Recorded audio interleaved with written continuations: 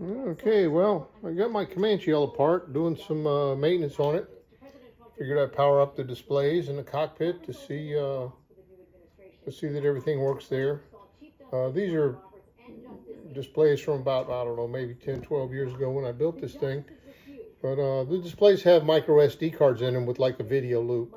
So you can see the EHSI moving around a little bit over here, and then some tracking stuff. And this display cycle through about a 3 or 4 minute video loop. The back cockpit does the same thing, but I just have the front powered up at this point.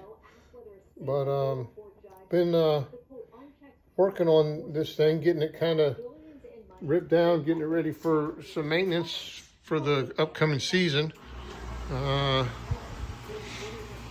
You see the inside here. Get a look inside there. This is 5 pounds of shiznit stuck in a 3-pound bag, that's for sure. But that, the mechanics, we got the tail motor on the right next to the beanie, the main motor on the left, sitting next to the mechanics. In for new bearings. That top pinion bearing on the main shaft, or main motor shaft, it machines down a little bit, and you can almost see a little step in it.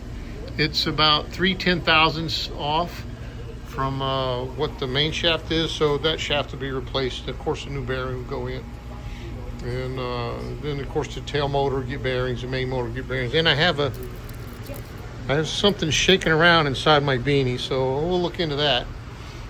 But it's moving along. Everything's in pretty good shape. The main rotor bearings feel good. The grip bearings feel good. But like I say, we'll look everything over. Get it back together and get it ready for the flying season. Tail feels good. All the bearings, all the grip bearings feel good. They take a beating. You know, the tail turns around 9,800 RPM. But everything moves really free. It's nice and smooth. No hitches, no get along, no nothing. And but we'll get it back together, get ready for the flying season.